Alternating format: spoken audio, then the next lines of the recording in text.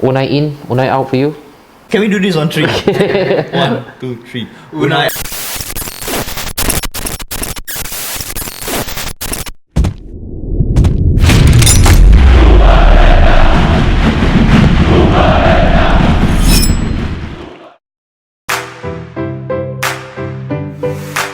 Good evening. I think we deserve more. The VR. Saiful, shed some light. Unai Emery. To put it simply, I was on neutral grounds. You were? Yeah, I know. I was trying to pull you into the dark side. Yes, but given the recent performances, I say bring out the chopping board. Like when rap stars do it, drop the mic. Yeah, bring out the chopping board.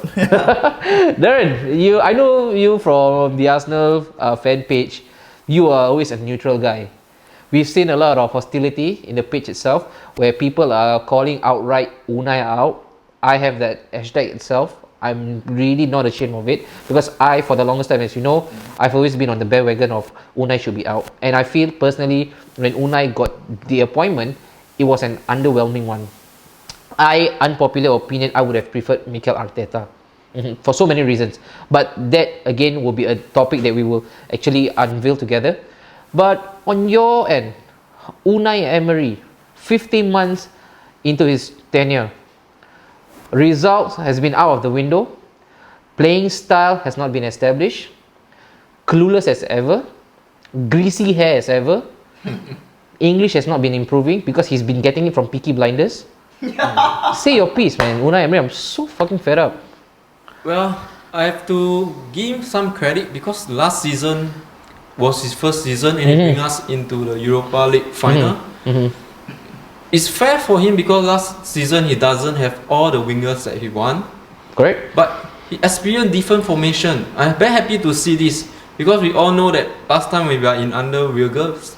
Yeah, we only experienced once before 3-4-3. So last season he did good.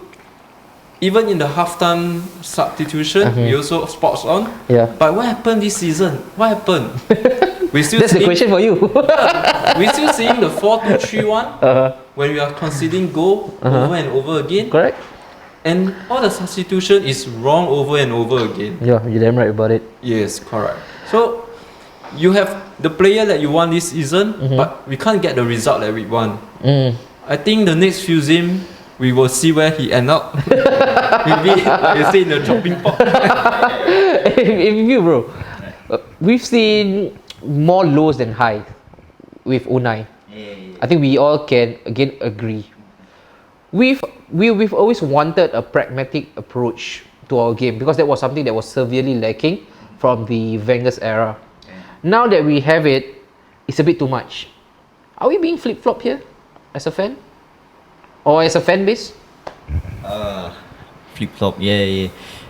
We've given him chance to prove himself. He did that with the 22 or 20 game unbeaten run, right? But this is once again my opinion. That team wasn't entirely his. It was an inherited team from Arsene Wenger. And for him to toy around with the formation and the lineup, I reiterate myself, this is not the Spanish league where you can face a bottom table club and come out with 3 points. No, this is the fucking EPL, man. You gotta turn your game up. You can come up against bottom of the 20th position and they can suddenly be a Liverpool. They can do a Liverpool one day. This is not the Spanish league where you can fight any club below the 5th position and expect to come up with all 3 points. He should not be doing that. He should realize that he's in the EPL. It's been 1.5 seasons. So as much as I would pain this to say, good evening and a goodbye. With you, Darren. We always made a bit of reason. We create a lot of reason for Unai, and that's completely fine by me, because at the end of the day, we want to see him succeed, because him succeeding only means one thing, that we are on the rise. But we've said before, this is not his preferred backline. We say that his style of play is through the wing. he had half of the wing back operating yesterday with Tierney. I don't think Chambers going forward should be a right back, but if he is, he's more defensively sound than Hector. He had almost everybody up fit but not firing. So does the problem lies with Unai, or are we again being too harsh? Because in reality, we are still missing players like Rob and also Hector Bellerin. For me, I feel that Unai is running out of his idea to bring out the creativity of the team. Okay. First, he has some grudge against Ozil, the most creative guy for us, the most assists. Yes. And he stick to Xhaka, passing left, right, left, right. Yeah. So the thing is, I see more attacking phase of Arsenal under Unai, but there's no specific style of play. Correct. Yes, right. We are too messy sometimes. When we concede goal, we panic. Yeah. The formation is all over, and actually, I'm a bit curious because last season he really to experience different formation. Correct. When we are down, but this season there isn't any changes. Just stick to 4-2-3-1 all the way. Yeah. Saiful, it looks as though it's pretty much a scene of dead man walking for Unai. Maybe this is how I view it as a fan.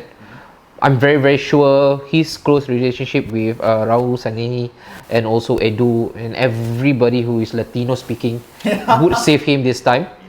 But again, hypothesis. Next game, he decides to do another Unai. Become a word now, isn't it? do another Unai. Okay, he decides to do another Unai. Do you think finally the trigger will be pulled this time? It's hard for the trigger to be pulled on him as long as Don Raul is at the helm, you know. I would like to believe Raul came to Arsenal in the first place because he's the manager. Makes sense. It's the Spanish Cosa Nostra, Italian Cosa Nostra, but in the Spanish way, yeah. For him to, as much as we would like to see him walk out the exit door, even if the next game, even if he were to lose the next game, I don't see him walking out. I don't see his head being put on the chopping board anytime soon. And to close this up, Unai in, Unai out for you? Okay, can we do this on 3? 1, 2, 3. Unai out. Alright.